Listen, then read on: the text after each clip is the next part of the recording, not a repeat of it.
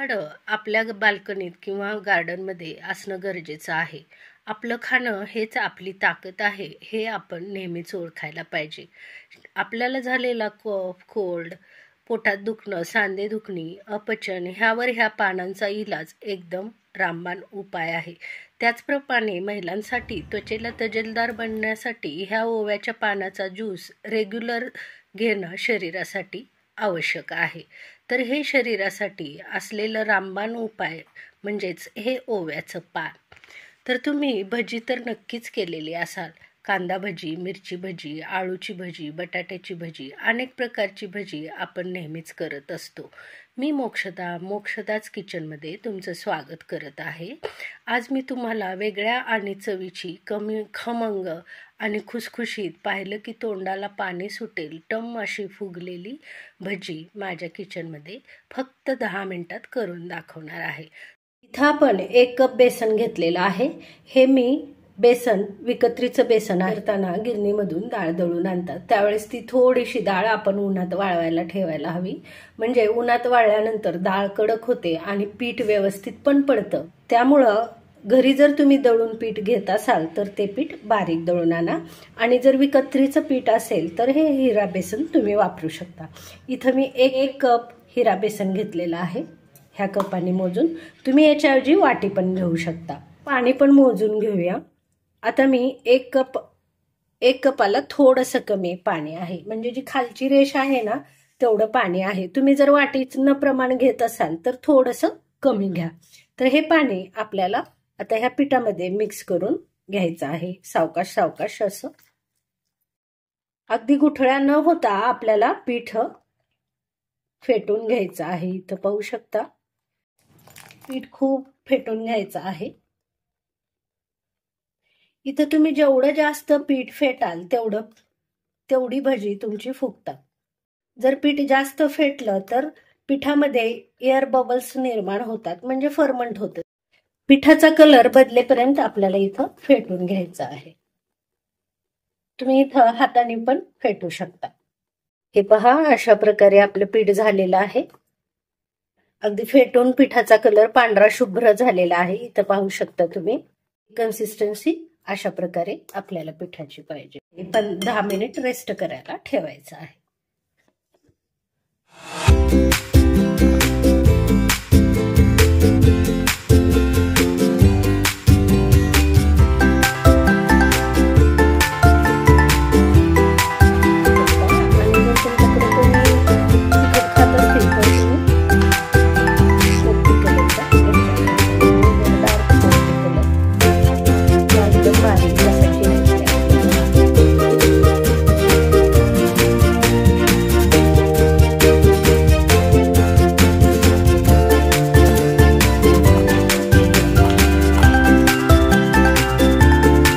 इथं 4 मध्यम आकाराचे कांदे बारीक चिरून घेतलेले आहेत, आणि इथं 10-12 हिरव्या मिरच्या बारीक कापून घेतलेल्या आहेत.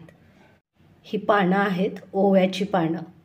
तर ही ओव्याची पानं मी धुवून घेतलेली आहेत. त्याचप्रमाणे 1 चमचा तीळ, चवीपुरतं मीठ, हळद, 1 चमचा लाल तिखट, 1 चमचा ओवा, आणि हा छोट्या चमच्याने खायचा सोडा. कढई ठेवलेली आहे. कढईमध्ये तेल टाकून घेऊयात आपण.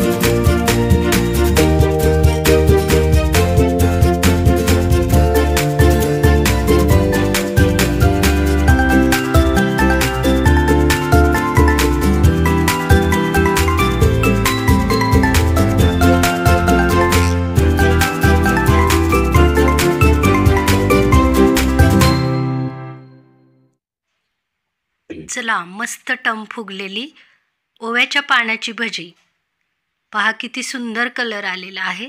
आपल्याला गॅस मध्यम ठेवायचा आहे. ज्यावेळेस भजी टाकतो त्यावेळेस आपल्याला गॅस मध्यम ठेवायचा आहे आणि भजी फुगून वर आल्यानंतर गॅस बारीक करून ठेवायचा आहे. इथं पाहू शकता किती सुंदर भजी झालेली आहेत आणि भज्यांना कलर पण व्यवस्थित आलेला आहे. तर अशा प्रकारे तळून झालेली भजी आपण काढून घेऊयात. इथं पाहू शकता किती सॉफ्ट झालेले आहेत. मी तुम्हाला एक मोडून दाखवत आहे. आतून अगदी सॉफ्ट झालेले आहेत. त्याचप्रमाणे ओव्याच्या पानाचा सुगंध पूर्ण भज्याला व्यवस्थित लागलेला आहे आणि स्पॉन्जी झालेले आहेत पहा आणि वरच्या साईडनी क्रिस्पी झालेले आहेत. आता आपण दुसऱ्या भज्याचा प्रकार पाहू. बारीक चौकोनी आकारात कापलेले कांदे, हिरव्या मिरचीचे तुकडे. तुमच्याकडे लहान मुलं असतील तर मिरची घालण्याचं टाळू शकता किंवा थोडी घाला. भरपूर कोथिंबीर छानपैकी मिक्स करून घ्या. थोडंसं मीठ घालून आणि गरमागरम तेलामध्ये मध्यम आचेवर गोल गोल आकारात भजी सोडा. भजी तेलात सोडताना गॅस मिडियम ठेवा. तेलाच्या वर तरंगत आल्यानंतर गॅस लहान करा आणि मंद आचेवर कांदा भजी गोल्डन कलरची होईपर्यंत तळून घ्या. इथं किती मस्त गोल्डन ब्राऊन कलर भज्याला आलेला आहे पहा. भजी 2 मिनिटात तळून झालेली आहेत. गरमागरम चहासोबत ही भजी तयार आहेत.